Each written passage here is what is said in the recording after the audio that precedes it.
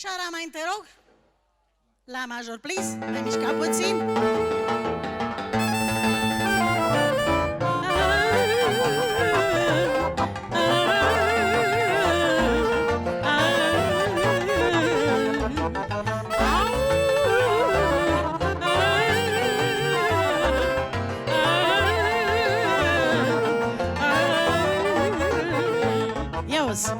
Diter bate, nică băhăte, dragostile mele toate, dragostile mele toate, Șareiman și Șareiman. Diter bate, nică băhăte, dragostile mele toate, dragostile mele toate, Șareiman și Șareiman. Trec direct la subiect, eu am o mare curiozitate, sunt culegător de momente din astea, din copilăria fiecărui artist. Cum era copilăria de Ferentar? Aveam 14 ani, 13 ani când am plecat la prima nuntă. Nu, dar până la plecatul la prima nuntă, copilărie. Atunci era un fel de bursa lăutarilor la noi în curte.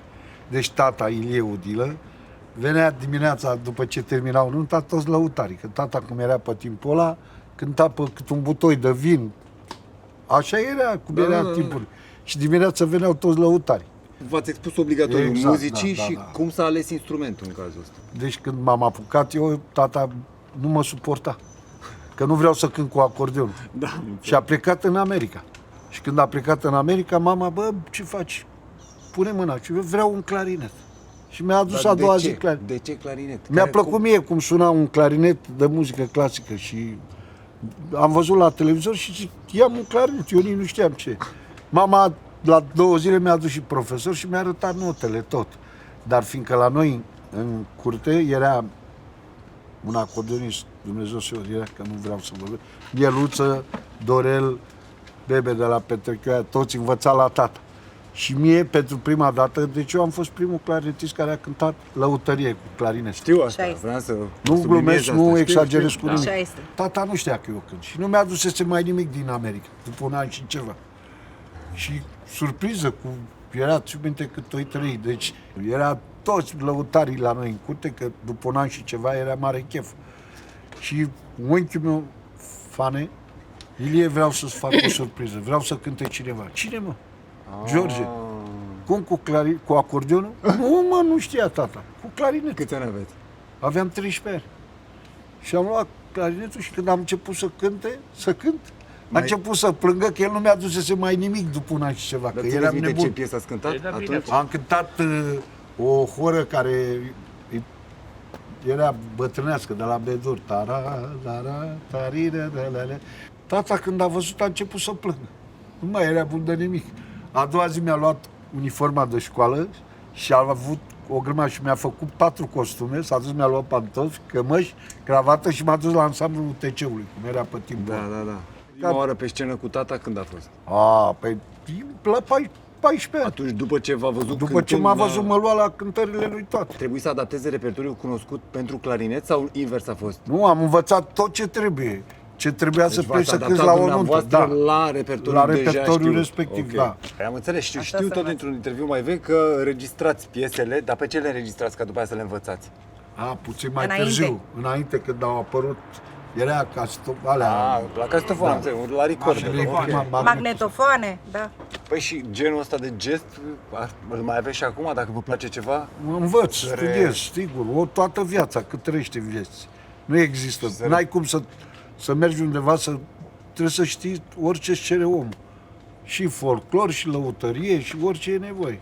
Știu că sunteți din Argeș, din județul Argeș. Da, exact. În ce localitate? Comuna Mălureni.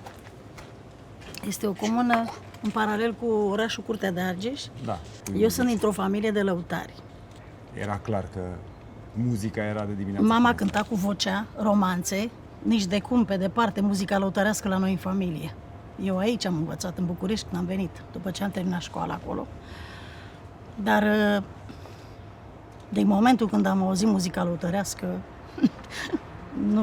nu am mai preferat altceva de muzică. N-a fost ghidaj vocațional din partea mamei, v-a lăsat și ați decis dumneavoastră, la fel ca în cazul... Stătea mama de capul meu să învăț romanțe vechi, că știa atâtea romanțe. S-a ținut de capul noastră, ok. Hai, maică, să înveți și pe asta. Lasă-mă, mamă, în pace, că o să învăț. Eu o să învăț. Dar am învățat. Cântând la restaurante zi de zi, Păi aia, la ce vârstă v-a luat? o viață. La Eu am primul început să cânt eveniment? la 16 ani, la Capra Neagră, în Curtea de Argeș. Am ascultat din partea multor lăutari, spuneam, bă, nu lăsăm femeile pentru că e o lume dură, e mult de muncă, vin, trag toți de tine, să faci aia, și de-aia nu vrem femeile noastre să fie pe scenă. Aia care au acceptat stați puțin, erau că doar nu- cu familia. Păi ca să le ce, eu protejeze. sunt instrumentist să muncesc non-stop pe scenă. Noi cântărețele am fost imioare aici, niște răsfățate. Uite, perspectiva asta nu știu. Păi, Am bineînțeles, înțeles. nu. Solistele sunt răsfățate față de instrumentiste. Am fost și eu de câteva ori la naș cu picioarele goale, că mă dureau picioarele de la tocul. Gata, după ce am venit la radio și mi-am făcut un nume, nu mai stați domnule, așa eu vin la ora cu tare, am început să fac figuri. Acum trebuie să vorbim, doamnă Lican, de Slatina, de copilăria din Slatina. Ei, da, tata e din Bovițean, Dumnezeu să-l odihnească, a cântat cu țambalul.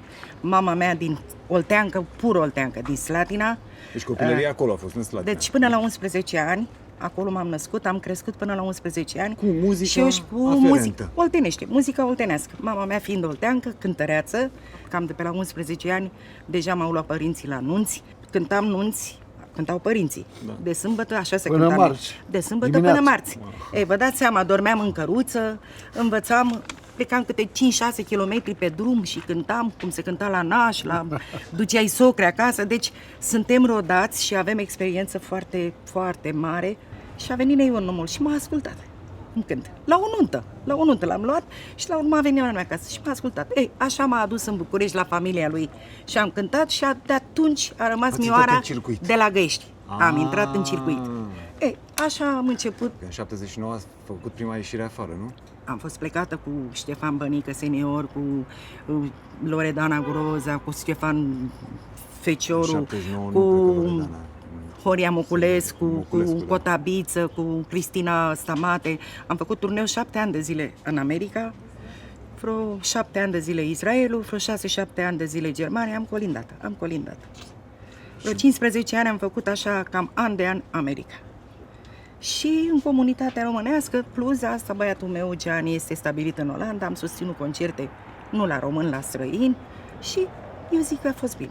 Am ajuns și la George Miu. Copilăria? Ce pot să vă spun eu? Multe așa, am crescut în ochii lor, mă trag din familie de lăutari, de tatăl, Unde? Ce fiul. localitate? În București, tot pe deci Ferentari. copilărie de Ferentari, Tot ok. pe Ferentari. Deci vă da. dați seama alte că vremuri. fac eu Da, corect, alte o vremuri. completare. Fiind nepotul lui George Odilă, Marele Ilei Odilă, fiind fiul lui Ion Miu, marele țimbalist al României. Vă dați seama că acest George Miu Am fost a un avut de copil unde răzgăiat, să... Și răzgăiat, foarte răzgăiat. Răsfățat.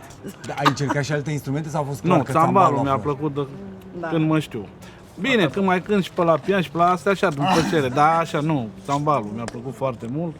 Dar nu a apăsat greu pe umerii tăi faptul că erai băiatul lui tata. Da, Și trebuia să era confirmi o de chestie de fiecare asta și dată. trebuia să confirm. Lumea se uita la mine altfel decât Pe la tot altul. neamul lor cântă cu țambă. Păi, de asta zic Auziți? că trebuia să... Deci, A având fost și eu, da, o chestie O mai... presiune mai față primești de... și lumea. cu bărnace, așa se învață Toată meseria. lumea era, la mine avea alte pretenții. Clar. Eram al cui eram, da. Gicu Petrache. Copilăria? Unde? Copilăria mea, să știți că a fost printre reșitiviști, Pe Ferentari. spărgători, vânzători de ăștia de semințe, de floricele, Păi cum de s-a lipit porumb, muzica dacă vă și aduceți aminte cum cântatul? vindea țigane la colțul străzii, cum mă trag din familie de țigani. Tata a cântat foarte frumos cu vocea și mama la fel, Dumnezeu să-i odihnească. N-am avut în familie instrumentiști de elită sau dacă au fost mai îndepărtați, dar fără adică să-mi creeze un drum sau să-mi dea o idee. Pur și simplu, de la fratele care era prieten cu un coleg tot așa și umbla cu chitările, e mai mare fratele meu ca mine. Și văzând chitările pe acolo prin casă, mai luam și o chitară din când în când și am învățat să cânt câteva acorduri și acolo atunci am început să prind gustul. Dar vă spun, în familia mea erau să plimba fel și fel, dar la mine n-au fost muzicanți, au fost numai de așa, care aveau, de la cartea lor de muncă era la Văcărești, la Poarta Albă, la asta. Vedeți, am fost doi frați și totuși familia, cum să spun, vă spun, ne-a apreciat pentru faptul că Am avut o libertate așa mare și n-am ieșit foame. Da, în ciuda mediului în care ați trăit, am înțeles. Fratele meu... Că poate muzica v-a salvat. Da, fratele meu a patiser de meserie și a avut câteva prăvălii frumoase până în orașul astea. Și eu muzicant am lucrat o perioadă până să încep să cânt, că am început să cânt până la vreo 18-20 de ani. Tot așa, mergeam la țară câte 3 zile, să obișnuia câinii cu noi, nu mai ne lătra a doua zi. Da, păi de multe ori când ne angajam, păi bă, dacă tu vii până marți nunta, nu vrei să-ți dau și buletinul, să ne facă flotant acolo oamenii ăia, dacă tot luăm de sâmbătă și... Dar era frumos, Gicu. Era frumos, Nu era frumos, plăcut. foarte frumos. Mă duceam de drag să o iau în Așa sat, e, iau. așa Hai e. că merg și eu, Și lumea unde să mergem? pulul. Mergem tocmai cu biserica aici, e cu alea 2 Nu mai pași. conta. Și mergeai până la biserică de 2 kilometri. cât kilometri și hai să luăm pănașul, hai, bă, Așa e, aia. da, frumos. Veneam de plin de praf până aici, cine dar v-a era arătat plăcere. încredere prima dată? Și vorba lui George trebuia să știi, să învățai să cânți pentru fiecare. Cântam pe la țară, cântam pentru oameni așa. Dar cântam pe la București, pe aici, pe la niște nunți, pentru De unde niște ați oameni învățat mai... piesele aia, din moment ce Da. trăiați în mediul ăla? De unde ați învățat melodiile? Tot după la lăutari, care De cântam. ce să cântă și Care la cântam Deci vă atunci, duceați sigur că după da. ei, asta n-ați spus, Sigur că aia da, e. și luam tot ce e bun. Ca fiecare, Iarăși, prima oară pe scenă, pe scenă, la cum un să vă spun eveniment, la o eu, nuntă. dacă vă spun, cu Câți ani domnul, da, aveam peste 24-25 de ani. Așa târziu? Da, și am fost invitat să, eu știu, să dau o probă. Era domnul Răducanu, Dumnezeu să-l ierte, Johnny Răducanu. Da. Și aveam niște turnee până în Germania, pe urmă, chiar 90, am plecat cu dânsul și cu dânsul am apărut pe o scenă interesantă. Am fost când s-a despărțit, când s-a dat jos Și eu am zidul fost. în Germania și acolo am apărut pe o scenă Așa e. care era Johnny renumită, Răducanu, a da. fost arătat acolo în toată lumea chestia asta. Păi dar nu știam decât câteva cântece și nici marșul nu știam, că dădeam marșul, papa nu știam să acompaniez marșul și mi-era rușine, dădeam mai ușor, chitară? ca să învăț că dacă vă dați seama, astea erau necesare. Marșul, nu știai marșul, nu, ce faci mă, și marșul nu știi. Păi unde, ce-ai făcut tu, să poate? Deci și după aceea încet am învățat câte una, câte alta, tot ce trebuia și am plecat la anunț și cântam. Cântam și cu vocea și cu chitara. Pe asta, prima piesă Da. pe o scenă, la o nuntă. Da. Care a fost, mai țineți minte? Era Aurelul Mami, o melodie frumoasă, populară. Băgați puțin Mă, din eu, Aurelul Mami. eu ziceam Ionele, Aurelul Mami, taradididadada, nu se milă, nu se dor, Aurelul Mami. Ai Dam și și tu? eu o măicușoară, Aurelul Mami, era o piesă atunci la modă și o învățasem și mă bucuram că știam și armonia, să mă acompania singur.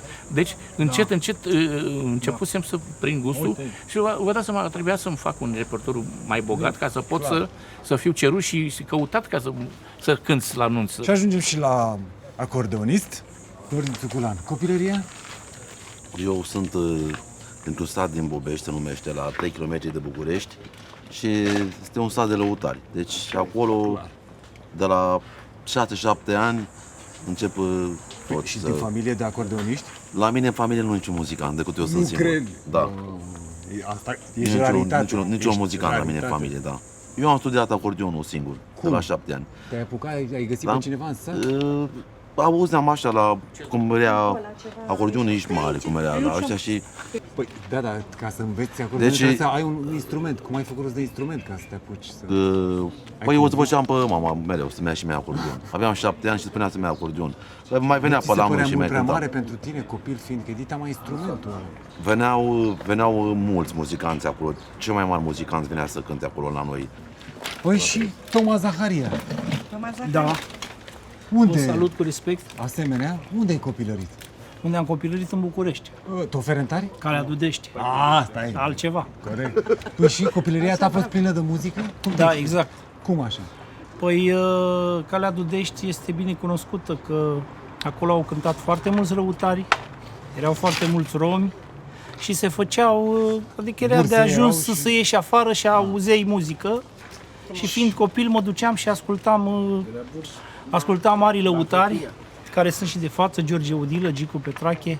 Păi și cum s-a lipit contrabasul? Păi De s-a ce lipit, contrabasul? pentru că- Ai încercat și alte instrumente? Nu. Aveam un prieten în copilărie care cânta cu contrabasul. Și atunci, având el instrument, Dar nu era supradimensionat pentru tine, copil fiind dita mai contrabasul? nu știu, nu m-am gândit atunci. Mi-a plăcut pur și simplu, îmi plăcea muzica, simțeam muzica. Era secția ritmică, era La fel clar. ca și colegul Țugulan, eu n-am avut în familie Muzicieni. Am avut din partea maică-mii, care era de undeva de la Lehliu și ea avea în familie muzicanți. Deci, prin sângele meu curgea muzica. Da. Și puțin câte puțin am învățat, dar foarte mult am făcut, ca să zic așa, la fața locului, adică la nuntă am făcut practica. Păi care a fost mai prima mult. nuntă? Când ai câștigat primii bani? Și Nu câți mai ani știu, aveai? că eram foarte copil, foarte devreme, pe la 13-14 ani. Precoce. Și v-am spus, dacă eu umblam, toată ziua umblam după lăutari, mă puneau să cânt, la un moment dat, Și hai cu noi, instrumentul tău, când ți-ai luat primul instrument al tău? cam După pe la nunți, bănuiesc. 15 ani, așa, deci, 14-15 ani. După ce te-ai apucat de cântat? După ce umblam La Parcul printre... Fericirii acolo. Exact, și acolo, deci, ce să zic, că erau aproape zi de zi, erau petreceri, timpuri frumoase. Fără să vă vorbească publicul, vă puteți da seama ce l-ar putea atinge? Deci, Dacă ai- când te uiți așa și vezi ce gen de muzică îi place și atunci îl faci bine. Ia coșul și pleacă în piață, hai! Ia coșul și pleacă în piață, hai ra! Vinde flori ca să trăiască. Mama mea este țigancă, o iubește lumea toată, are un băiat și o fată, asta e averea toată. Mama mea, țiganca, ce aveți voi cu mama mea? Nu fură, nici nu cerșește, tot ca voi mama muncește. Mama mea, țiganca, ce aveți voi cu mama mea? Ea iubește florile, asta-i sunt surorile. Zumbala, zumbala, zumbala, zumbala, zumbala, zumbala, zumbala, zumbala, zumbala, zumbala, zumbala, zumbala, zumbala, hai da! Hai! Hai da! E interesant să spuneți și care era relația cu partidul atunci, că nu plăcea partidul, promova altceva, promova doar un anumit folclor standardizat. Nu exista o interdicție să cânti ceva ca muzicant, ca instrumentist. Doar soliștii vocali. Doar soliștii vocali. Anumite versuri, n-aveau voie Da, să... n-aveau după text. Era cenzură. Dar instrumental Era cântam cenzură, ore, sigur nu că ne oprea nimeni, sau ce vrem noi să cântăm. Pentru Ce era soliști vocali. interzis? Apropo, ce piese nu se puteau cânta? Numai textul. Să nu cânti cânti piese ceva pornografice, texte să nu cânti de politic de sau politic, chestii da. de astea. Piese adică era de exemplu, electrecordul, când te duceai să imprimi. Era o comisie și trecea de comisie. Aia era normal, era acceptată piesa și intrai în studio, imprimai. Deci chiar era foarte apreciată muzica lăutărească. Mai mult decât acum. Mai mult decât acum în Mai mult timpurile ca atunci noastre. când era apreciată. Pentru că, să știi că da. Se știa cine este pe segmentul ăsta, ca și solist, de muzică lăutărească, începând cu Romica Puceanu, Gabi Luncă, Siminică. Vedeți așa cum au rămas ei în mintea, în sufletul oamenilor, cu piesele alea simple, de lăutărește. Muzica asta lăutărească se cântă și mai greu și mai ușor, adică ca și interpretare. Și muzica asta lăutărească, adică în tot ce se regăsește în texte. E viața omului, suflet, se cântă de copii, de viață, De ceea familie, ce simte. de- Dacă tu nu simți ceea ce cânti și dacă nu, în același moment când expui o melodie, o piesă, nu o trăiești tu ca și artist, ca și solist, degeaba o cânti. Care, da, dacă s-ar putea, acum, fiecare, dacă ar putea să dea timpul înapoi pentru un anume moment, care ar fi ăla? Fiecare să se gândească și să zică, Maestru Odile. Toată viața mea am rămas cu amintirile și niciodată n-am să le uit, fiindcă eu cântam cu niște mari muzicieni. Păi nu, vreau un moment, Păi un da, un singur. moment, asta vreau să vă spun. Deci munceam, să vă dau exemplu, 5 nunți pe săptămână, când plecam lunea, ne strângeam toți și făceam chefuri câte 2-3 zile. Unde tot cântați. Și cântam între noi și beam și ne simțeam bine. Aia era frumos. Și nu făceam în București. Ba plecam la Oradea, ba plecam la Buștencă. Când mergeai la o nuntă, fie de țigani sau fie de români, nu mai contează. Era un program bine stabilit. Adică se începea programul, cânta vioara. Sunt colegii de față și se confirme dacă nu este adevărat. Cânta acordeonul, intra solistul. Adică fiecare își aducea aportul, își făcea programul, era un program, un divertisment muzical, ca să spun așa. Am înțeles, Pe era un când anumit gen de acum, rigoare. deci era o frumusețe. Toată lumea, toți, de exemplu, la o nuntă, stătea lumea la masă, ascultau pe fiecare în parte. așa Că era era. solist, că era instrumentist. Asta e. Domnule Petrache, ce moment ați vrea să retrăiți? Se Păi, poate, tot, da. tot așa, o nuntă frumoasă de una pe anume, timpul lui să- Ceaușescu. Anume, Bravo. dacă vreți să zic la mine din cartier, nunțile care le făcea Vasilica Lumanda, ăștia, nu, adevărate, frumoase, îți era drag să stai. noi să ne simțim bine Da, formă. da. Nunți, Ca să cu cântăm de la frumos, plăcere. Rockstaruri. tot așa, la nunțile alea. cu lăutari de elită și cu așa, și respect. Bănit. Ne apucat 9-10 dimineața pe bătătură acolo. Care până la 2 stăteam și Până râdeam la ora 2, Caterinca noi și terminăm la 6, 7. lume frumoase, nunți frumoase, ascultai muzică lăutărească mai folclorică și muzică lăutărească țigănească. Bravo. Aia, muzica lăutărească țigănească, să știi, aia are mai multe înflorituri și mai multe văitături. Dar aia de multe ori nu le suportă mulți, să zicem, români sau mulți de oameni de ăștia, sau chiar tineretul. Când aude, de exemplu, foaie verde, ia somia, cine iară și cu văitături, cu văicărel, dar să nu vreau, domnule. vorba de Lasă-ne, domnule, să ne cunoștință cânte aia cu fustă creață, cu dar camban, că am mașină și că Tu sunt șmecher. vorbești, adică pentru... Nu, dar stați să Da. vedeți ce înseamnă Da. lumea. Ții minte când am fost noi la 12 noaptea 1, cu tine, dar am cântat la ăia, de era 3-4 formații de manele și noi am cântat o oră și noi am plecat bine rău de tot, că le plăcea la toată lumea. Păi sigur că suna erau dornici de așa ceva, dar nu toată lumea e așa. Da. Și I-a tineretul oprit e pe bine maneliști tare. pe toți. Ia zi, ce momente vrea să retrăiești?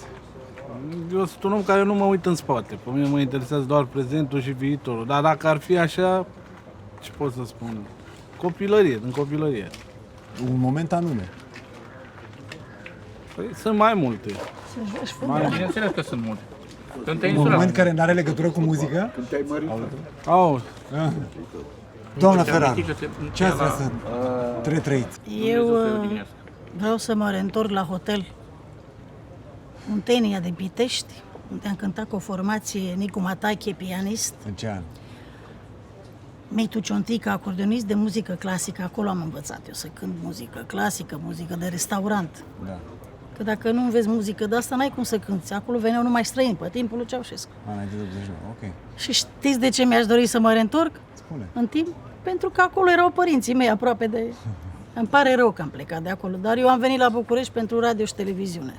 Da, având în vedere întrebarea dumneavoastră, tot la fel momentele copilăriei și tot legate de muzică. Dar n-aș vrea să schimb nimica. Păi nu, doar să retrăiești momentul. Doar să le atâta cer. retrăiesc. Da. Sunt multe.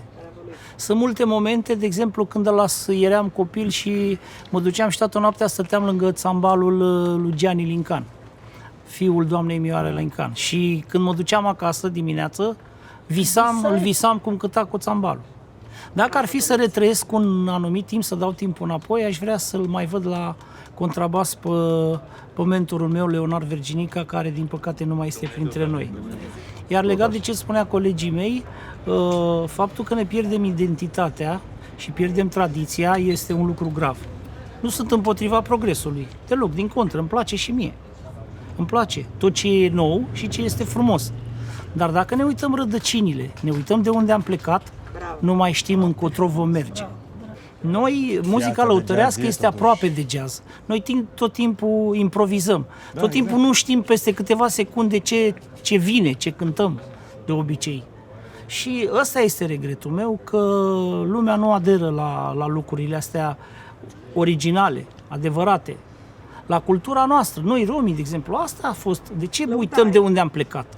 Bun, nou e nou, e ok, super, folosim telefoane, mașini, tehnologie, dar de ce uităm de unde am Eu, plecat? de exemplu, aș vrea un vinil cu o trupă de lăutari. Nu există. De ce tot timpul aceste melodii revin iarăși și sunt reeditate, refăcute, melodiile tot vechi? Ceea ce este nou, peste o lună, două, o vară, peste o vară, nu se mai am știe. întrebat. Care e momentul pe care vrei să-l Păi tot așa ce a spus colegul meu, Tomiță, să dau timpul înapoi așa acum vreo 20-25 de ani, să-mi amintesc când stăteam lângă băieții ăștia, cum ar fi copilărie, tot așa lângă Leonard, al lui Virginica, lângă băieții ăștia care stăteam cu drag lângă ei și îmi pierdeam nopțile. Asta a fost pentru mine cel mai frumoase clipe din viața mea și satisfacția că am avut-o. Pe acelea ai vrea să le retrăiești. Da, înapoi. O să ne imaginăm ceva în momentul ăsta, cu toții, pe pământ. Toți oamenii de pe pământ sunt numai lăutari. Sunt toți instrumentiști și soliști. Cum v-ați descurca? Dacă toți oamenii, dar toți, n-ar mai exista unul care să nu știe. Eu una. Așa. M-aș personaliza cu stilul meu. Dacă sunt plăcută, dar nu m-aș abate absolut deloc. Gândiți-vă bine, toată Toată lumea când se cântă. naște, Fiecare primește- are personalitatea lui. Fiecare om pe acest pământ, fie instrumentist, fie solist, în orice domeniu vă referiți, dacă ai personalitatea ta, nu se poate, nu 10%, 2% să nu fie apreciat.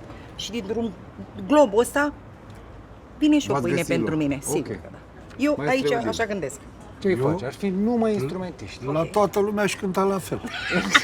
Până m-ar aprecia. Niciunul n-ar simți concurență. Exact. Aș cânta la fel ca să obișnuiască, ca să-i educăm Corect. stilul corect. nostru. Eu cred Nu că ar e fi o cazul lume meu. mai bună dacă toți ar fi muzicanți. E? Pentru că ar avea altă gândire și altă sensibilitate. De ce nu dacă toată lumea ar face muzică? Noi, lăutarii și muzicanți în general, avem un suflet mai bun, mai nobil, mai... Să o facă cei care știu să o facă și i-ar înzestra Dumnezeu cu simț. Eu Dacă așa n-ai cred, simț că ar în fi muzică, bine. Da, nu, e Dacă bună. toți ar E fi- bună perspectiva. Înțelegi că dacă ar fi tot așa, hai, cântă și tu ceva față de atâția așa, n-aș cânta decât poate tot ce melodii, chiar de ale mele, care am și eu acolo câteva melodii compuse și tot ce se mă reprezintă pe mine. N-aș, ca tot așa ca să nu copiez, Deci să v-ați nu... descurca. Da. N-ar fi o presiune prea mare, n-ar fi Pentru, da, Sunt pentru făcut mine aici, să zic că natural. da. Ok. Cred că dacă ar fi fost lucrul ăsta, Așa. ne-am fi înțeles cu toată lumea, extraordinar de bine. Cunoscut, necunoscut. Probabil războaiele ar fi fost doar muzicale, e Muzical. clar că în momentul ăla ar fi fost numai Probabil pe n-ar mai fi battle-uri. fost o meserie asta dacă toți... Păi nu, făceau- ce lângă nu, asta nu. trebuia să mai faceți ceva, era clar. Că cu asta vă nășteați.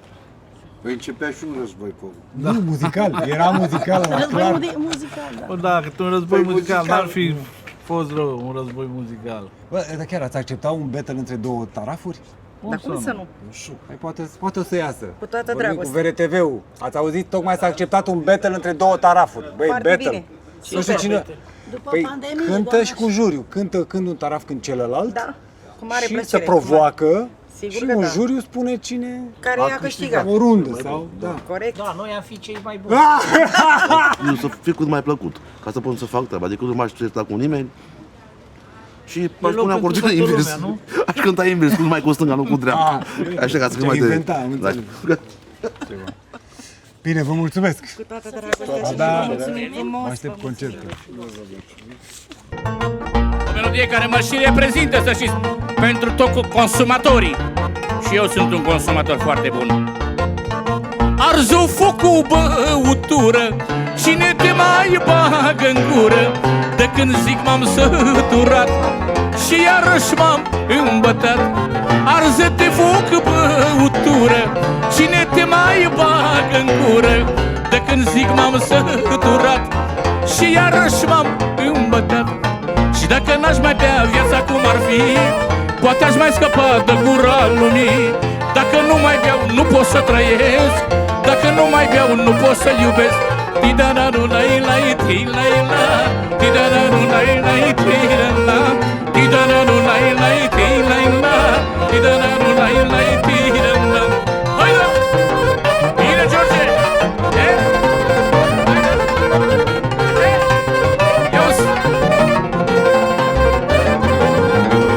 Păi moare lumea, moare, că sunt capabil și tare. Sunt capabil să fac bani, să bag bală în dușmani.